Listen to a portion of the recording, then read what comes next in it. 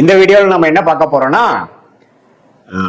தனுசு ராசிக்காரர்களுக்கு மே 2026 எத்தகைய ஒரு பலாபலன்கள் நிறைந்த ஒரு மாதமாக இருக்க போகுதுங்கிறது சயின்டிபிக் வேதிக் அஸ்ட்ராலஜி முறையில அறிவியல் சார்ந்த சாஸ்திரமாகிய இந்திய வேத ஜோதிடத்தின் அடிப்படையிலான ஒளி தத்துவம் எப்படி ஒரு சுப கிரகமும் பாவ கிரகமும் ராசிக்கு ஒரு இடத்துல சஞ்சரிக்கும் பொழுது ஒரு பாவத்துல ரசிக்கும் பொழுது 5ஆம் இடம் 6ஆம் இடம் சொல்றோம் இல்லைங்களா. சோ ராசிக்கு அந்தந்த இடத்துல அந்தந்த ராசியில அந்தந்த நட்பு நிலைமையில பகை நிலைமையில இருக்கும் பொழுது எந்த ஒரு தாக்கத்தை தனுசு ராசிக்காரர்களுக்கு மே 2026 கொடுக்க போகுது, ஆண்டு கிரகமாகிய குரு சனி ராகு கேது எப்படி கொடுக்குது, எந்த மாதிரி தாக்கத்தை செய்கிறது, அதே மாதிரி மாதம் சஞ்சரிக்கக்கூடிய பெயர்ச்சி பெறக்கூடிய செவ்வாய் சூரியன் புதன் சுக்கிரன்கிற கிரகம்லாம் இப்ப எப்படி இருக்காங்க, மே மாதத்துக்கு எந்த மாதிரி ஒரு அமைப்பு இருக்கு அப்படிங்கிறத நம்ம துல்லியமாக இந்த வீடியோல பார்க்க போறோம்.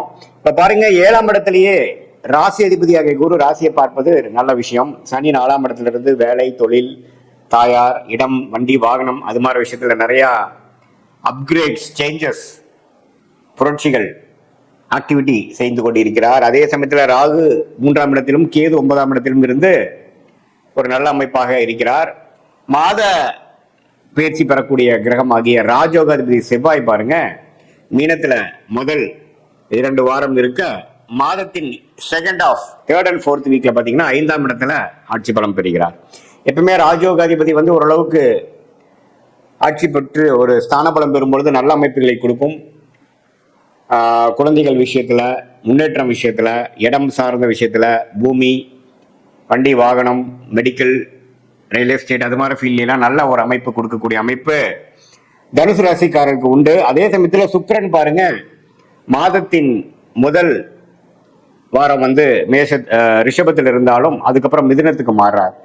ஸோ ரிஷபத்தில் 6ஆம் இடம் இருக்கும் பொழுது 6ஆம் வீட்டு அதிபதியே 6ல் இருக்கும் பொழுது சுக்கிரன் இருக்கும் பொழுது கடன் நோய் வம்பு வழக்குகளை கொடுக்கக்கூடிய அமைப்பு. ஸோ எப்போ அவர் 7க்கு போறாரோ அது நல்ல அமைப்பு. ஸோ தனுசு ராசிக்கு மாதத்தின் செகண்ட் ஆஃப் ஓரளவுக்கு நல்ல பலன்களை கொடுக்கக்கூடிய அமைப்பாக இருக்கிறது. உடல் உபாதைகள் கடன் விஷயங்கள் திடீர்னு ஒரு லோன் வாங்குறது பர்சனல் லோன் வாங்குறது வம்பு வழக்குகளை சந்திக்கிறது குடும்பத்துல கொஞ்சம் அமைதி இல்லாமல் இருக்கிறது எல்லாம் முதல்ல ஒரு 2 வாரம் இருக்கக்கூடிய அமைப்பு இருக்கு. அதெல்லாம் நீங்க கொஞ்சம் பார்த்து கொள்ள வேண்டும். அதே சமயத்துல சூரியன் 5ஆம் இடத்துல உச்சம் பெற்று 6ஆம் இடத்துக்கு மாறுவது தப்பில்லை. புதனும் பாத்தீங்கன்னா சுக்கிரனோட வீட்டிலே இருக்கிறது நல்லது. ஸோ குடும்ப விஷயத்துக்கு செகண்ட் ஹாஃப்ல இருந்து நல்ல அமைப்புகள் உண்டு. பினான்சியல் விஷயத்துக்கு நல்ல அமைப்புகள் இருக்கு. உடல் நல சரியாகிறது, நல்ல பிரச்சனைகள்லேருந்து மீண்டு வருவது, சீனியர் சிட்டிசன்ஸ்லாம் நோய் தீர்ந்து ஓரளவுக்கு சரியாகி வருவதெல்லாம் மாதத்தின் செகண்ட் ஹாஃப்ல இருந்து தான் தனுசு ராசிக்காரர்களுக்கு தேர்ட் அண்ட் ஃபோர்த் வீக் நல்ல ஒரு அமைப்புகள் கொடுக்குது. முதல் 2 வாரம் கொஞ்சம் கேர்ஃபுல்லா இருக்கணும்.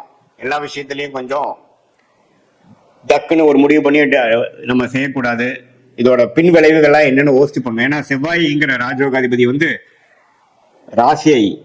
ராசி அதிபதியை பார்ப்பதனால பாத்தீங்கன்னா நல்லாவே ஓரளவு கேர்ஃபுல்லா இருக்க வேண்டிய அமைப்பு தேவைப்படுது.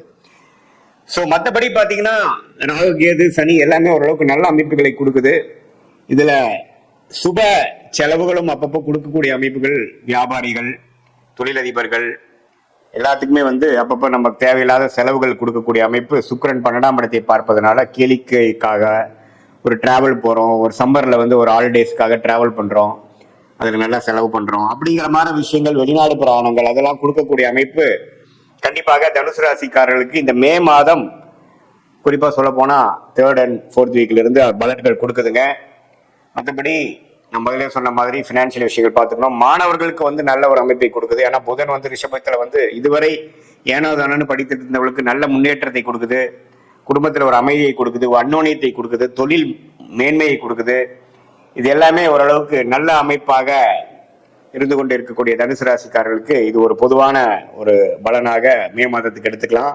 துல்லியமான பலன் எடுக்கணும்னா உங்களுடைய ஜென்ம ஜாதகத்துல நீங்க பிறந்த தேதி பிறந்த நேரம் பிறந்த ஊரை வைத்து எத்தகைய ஒரு ஜாதகத்துல நீங்க பிறந்தீங்க எது மாதிரி விஷயங்கள் உங்களுக்கு காத்து இருக்கிறது அப்படிங்கறதெல்லாம் நம்ம தெரிந்து தசாபுக்திகள் என்ன லக்னத்துல பிறந்தீங்க, அப்புறம் நீங்க தனுசு ராசியில பிறந்தாலும் 3 நட்சத்திரமா புரட நட்சத்திரமா உத்திர நட்சத்திரமாங்கிறதெல்லாம் உத்திராட நட்சத்திரமாங்கிறதெல்லாம் பார்த்து ஆராய்ந்து உண்மையே துல்லியமான பலன்கள், அடுத்து வரக்கூடிய ஷார்ட் டேர்ம் எப்படி இருக்கு, அடுத்து வரக்கூடிய லாங் டேர்ம் எப்படி இருக்கு, எதுமாற பிராப்தங்கள் காத்திருக்கிறது, எதுமாற பிராப்தங்கள் நமக்கு இல்லை, எதுமாற முடிவுகளை எடுக்கலாம், எப்பொழுது எடுக்கலாம் அப்படிங்கறதெல்லாம் நாம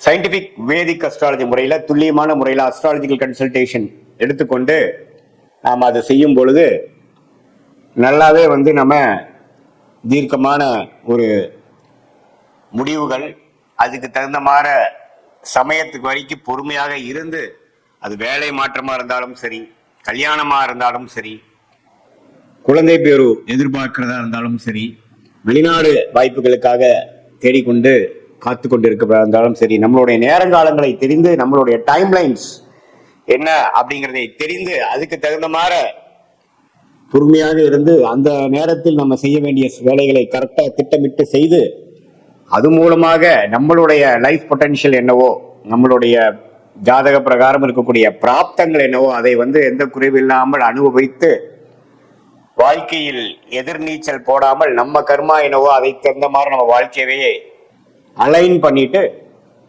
தேவையற்ற சமய விரயங்கள், தேவையற்ற பொருள் விரயங்களை தவிர்த்து எதிர்நீச்சல் போடாமல் எளிதில் நம்மளுடைய திட்டங்களை செயல்படுத்தி நம்மளுடைய வாழ்க்கை குறிக்கோள்களை அச்சீவ் ஆக முடியும் சயின்டிபிக் வேதிக் அஸ்ட்ராலஜி முறையோட துணையோட அப்படின்னு நான் சொல்ல விரும்புறேன். ஏன்னா இப்ப நம்ம பார்க்கக்கூடிய அந்த பொது பலன் தனுசு ராசிக்கு இருக்கக்கூடிய கிரகத்தின் தாக்கங்கள் என்ன அப்படிங்கறதா நம்ம கொடுக்குறமே ஒழிய நீங்க என்ன லக்னத்துல பிறந்தீங்கிறது ரொம்ப இம்பார்ட்டன்ட். ஏன்னா லக்னத்தை பொறுத்துதான் தசாபுக்திகள் அமைகிறது.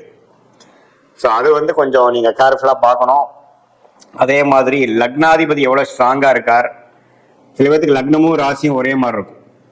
அப்புறம் உங்க லக்னத்துக்கு இப்ப போயிட்டு இருக்கிற தசை என்ன தசை, என்ன புக்தி, அந்த தசநாதன் எப்படி இருக்கார், புக்திநாதன் எப்படி இருக்கிறார், எதுமாற அமைப்பில் இருந்தால் எதுமாற நம்ம போகலாம் அப்படிங்கிறதெல்லாம் நம்ம ஓரளவுக்கு தீர ஆராய்ந்து நம்மளுடைய ஃபார்ச்சுனேட் பிளானட்ஸ் என்ன, ரொம்ப யோகமான கிரகங்கள் என்ன, யோக எதுமாற அந்த கிரகம் சொல்லக்கூடிய படிப்பு என்ன, அந்த கிரகங்கள் கொடுக்கக்கூடிய தொழில் என்ன, அதெல்லாம் தீர ஆராய்ந்து நம்ம அதுக்கு தகுந்த மாதிரி நம்மளுடைய செயல்களையும் நம்மளுடைய ஆர்வத்தை ஃபைன் டியூன் பண்ணி அந்த டைரக்ஷன்ல நம்மளுடைய நடவடிக்கைகள் முயற்சிகளை செய்வோமானால் நிறைய பேர் பார்த்தீங்கன்னா தேவையில்லாத சில பிஸ்னஸ் பண்ணி லாஸ் பண்ணிக்கிறாங்க.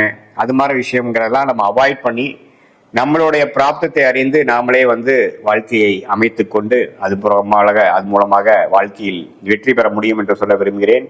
மீண்டும் மற்றொரு காணொலியில் சந்திப்போம். நன்றி, வணக்கம்.